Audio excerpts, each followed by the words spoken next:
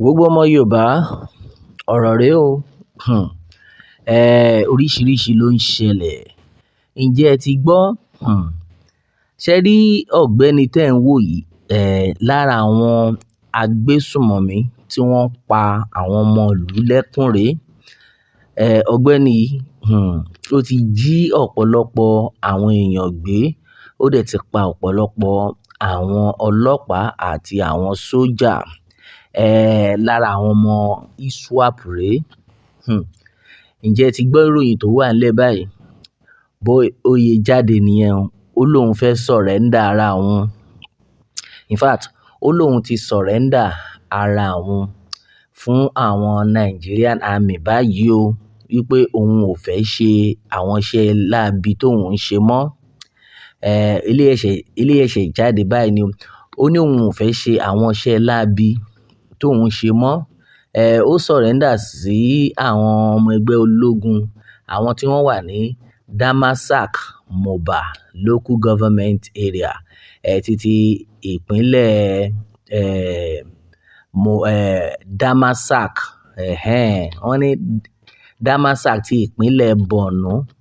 Ibẹ̀ ni ọ̀gbẹ́ni yìí, ló ti surrender. Now, ó jáde tán. Ó ní pé bóun ṣe wà yẹn pé, pé training tóun ní ó lágbára gan. Pé àwọn training tán fún òun ni òun lòun máa ń wa àwọn ọkọ̀ ojú omi, tí wọ́n fi máa ń jagun. Ọkọ̀ ojú omi tí wọ́n fi ń jagun lòun máa ń wà. Pé bóun dẹ̀ ṣe wà yìí, pé kò sí ìjà tóun ò lè jà tó bá ti di ìjà orí omi dé o. Pé training tó lágbára tí wọ́n fún òun nìyẹn. Pé òun dẹ̀ join àwọn group yẹn, pé òun dẹ̀ wà nínú camp wọn ní Lake Chad Region. Lake Chad Region. Lábẹ́ ìṣàkóso Abu Ubaidah ló pe orúkọ ọ̀gá ẹ̀. Commander of Abu Ubaidah. Now, lẹ́yìn tí wọ́n béèrè oríṣiríṣi àwọn ọ̀rọ̀ lọ́wọ́ ẹ̀, ó ní ìdí tí òun fi sá kúrò níbi tí òun wà, tóun fi sá wá sí Nàìjíríà. Pé ẹ wo, mo fẹ́ wà pẹ̀lú àwọn ọmọ ológun Nàìjíríà o, pé mo ti surrender. Òun ni wípé nítorí pé àwọn ọmọ ológun Nàìjíríà wọ́n ti pa ọ̀pọ̀lọpọ̀ nínú àwọn, gẹ́gẹ́ bó ti ṣe ṣàlàyé. Ó ní wọ́n ti pa ọ̀pọ̀lọpọ̀ nínú àwọn pẹ̀lú àwọn irinṣẹ́ tó lágbára. Eléyìí tó fi wá jẹ́ wípé kò jẹ́ káwọn lè ṣe anything. Eléyìí ó dẹ̀ ń fún wọn ní wàhálà.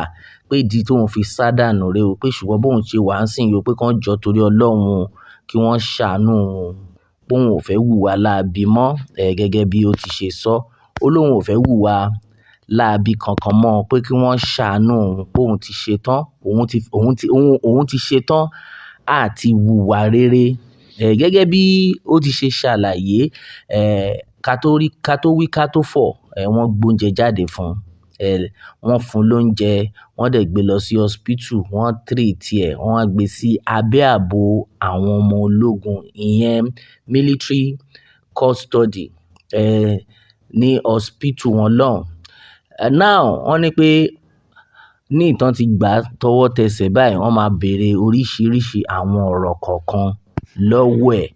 Gẹ́gẹ́ bó ti ṣe ṣàlàyé, wọ́n ní military sources said the surrenders shows that ongoing air and ground operations are weakening this agbésùmọ̀mí group, encouraging more fighters to abandon the insurgency.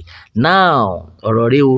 Oríṣiríṣi ni ó wá ń ṣẹlẹ̀. Ọ̀pọ̀lọpọ̀ àwọn èèyàn jáde tán lórí ọ̀rọ̀ yìí pé, báwo lẹ ti ṣe rí ohun tí ọ̀gbẹ́ni sọ, báwo lẹ ṣe rí sí? Ṣé kí àwọn ọmọ Nàìjíríà, àwọn ọmọ ológun, pé kí wọ́n gbà padà ni? Ẹ mọ̀ bó ṣe máa ń ṣe tí gbogbo àwọn bókobòko tó ń kún, tí wọ́n kún ilé, ìlú wa yìí, tí wọ́n fi wọ́n tán join ní àwọn ọmọ ológun. A rí ọ̀pọ̀lọpọ̀ wọn nínú iṣẹ́ sójà. A rí ọ̀pọ̀lọpọ̀ wọn tán dà wọ́n pọ̀ mọ́ iṣẹ́ ọlọ́pàá. So bí gbogbo ẹ ṣe ń lọ sìn, kí ni ẹ̀yin rò? Ṣé ó máa da kí àwọn ọmọ ológun kí wọ́n fi ọ̀gbẹ́ni sílẹ̀? Àbí kí lẹ rò pé ó yẹ kí wọ́n ṣe fún ọ̀gbẹ́ni yìí? Oríṣiríṣi àwọn àtẹ̀jíṣẹ́ la ti rí táwọn èèyàn kan fi ránṣẹ́, táwọn ọmọ ìlú fi ránṣẹ́.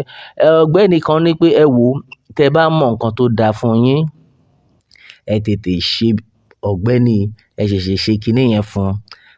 Because bó ṣe wà yẹn, wọ́n rán wá ni o, kó wá mọ in and out gbogbo yín. Tẹ́ bá dẹ̀ lọ ṣe mistake ẹ̀, nǹkan tí ìlú fi ń dàrú rè o. Okay, ìyẹn ni. Àwọn kan ní pé ẹ wò ó, bó ti ṣe wà yẹn, kò sí nǹkan tẹ́ fẹ́ bá wa pò. Ẹ tètè lọ ìsídà kẹ́ ṣe kiní yẹn fún ọ, kẹ́ fún ní ẹ̀wọ̀n egbére. Oríṣiríṣi táwọn èèyàn ti sọ rè o pé ẹ wò ó, ẹ má ti ẹ̀ dán wò pé ẹ fẹ́ dá padà or ẹ fẹ́ máa gbọ́ràn sí. Àwọn kan tẹ́ ní pé so ẹ̀yin láyà pẹ̀lú gbogbo bí ẹni yìí tó ti ṣe pa yín yánmayànma, ẹ̀yin tún láyà ẹ gbà padà. Ṣé àwọn tó jẹ́ pé àwọn lọ rí yín mú, ṣé wọ́n máa dáríjì yín? Ìyẹn là another one pé ṣé àwọn lè máa dáríjì yín because àwọn people tẹ́ ń rí, wọn ò rán yín o. Oríṣiríṣi náà ni a ti gbọ́ lórí eléyìí tí ọ̀pọ̀lọpọ̀ àwọn èèyàn ti sọ. Now, ẹ̀yin èèyàn wa, kí lẹ rò nípa ohun tó ń lọ yìí? Ṣé kí wọ́n ṣe kiní yẹn fún ni? Kò yé yín? Àbí kí wọ́n dáríjì?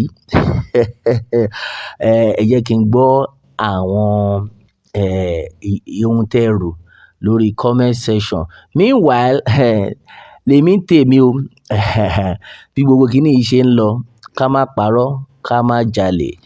Bí gbogbo ẹ ṣe ń lọ yìí, kí àwọn ìjọba kí wọ́n má accept ẹ o. Kí wọ́n dẹ̀ fún ní ẹ̀wọ̀n egbére. Tọ́ bá ti mọ̀ pé wọn ò lè ṣe kiní yẹn fún, ẹ fún ní ẹ̀wọ̀n egbére tí kò lè bọ́ ń bẹ̀ mọ́. Nǹkan táwa máa sọ nìyẹn because àwọn ará bí yìí, wọn ń ṣẹran lásán, wọn ń ṣẹran rírọ̀. Ẹ má lọ gbà wọ́n sínú ọmọ ológun. Ẹ má ju wọn sáàrín àwùjọ o. In fact, ìyẹn gan ló léwu jù. Tẹ́ bá lọ ju àwọn ará bí sí àárín àwùjọ, wàhálà dé nìyẹn o. Eléyìí tó ti jẹ́rú training báyìí. So the best thing ni wípé kán fi sí ẹ̀wọ̀n egbére. Bẹ́ẹ̀ ni, because wọ́n ti ba nǹkan jẹ́ jìnnà. Àfi tá bá fẹ́ máa tanra wa nìkan ni. Gbogbo eléyìí tí olóyè Sunday Igboho tó bẹ̀rẹ̀ sí ní ṣe wàhálà yìí báyìí, kò yẹ ká ṣẹ̀ṣẹ̀ máa ṣe wàhálà o. Àwọn eléyìí, àwọn àti Boko Boko kò sí yàtọ̀ nínú wọn. Àwọn ló ń jí àwọn èèyàn gbé. Àwọn ni wọ́n fẹ́ gba ilẹ̀ Yorùbá. Àwọn ló fẹ́ gba gbogbo orílẹ̀-èdè. Àwọn ni wọ́n ń pààyàn lọ́tùn, tí wọ́n ń pààyàn lósì. Bọ́n dẹ̀ ti ṣe wà yẹn lásán báyìí. Wọn ò rán anybody o. Àfi k'Ọlọ́run ṣàánú wa ni. Wọn ò rán anybody. So ẹ̀yin èèyàn wa, ẹ jẹ́ kí n gbọ́ èrò yín lórí comment section. Ẹ má dẹ̀ gbàgbé láti tẹ̀lé Pilado World fún àwọn ìtúpalẹ̀ mìíràn. Kẹ́ dẹ̀ rántí like, kẹ́ share, kẹ́ subscribe fún àwọn ìròyìn lọ́lọ́kan-ò-jọ̀kan lórí ìkànnì yìí. Ẹ ṣé púpọ̀ fún ìfẹ́ tẹ́ ẹ ní sí wa. Bẹ́ẹ̀ ni, a ní rí jù báyìí lọ o. A ó máa bẹ ọ̀bẹ níbẹ̀ ṣọ́ àtẹ́lẹsẹ̀ abẹ̀nà o. Ẹni tó bá lámábọ̀, òun là ní dé bá. Ó dàbọ̀.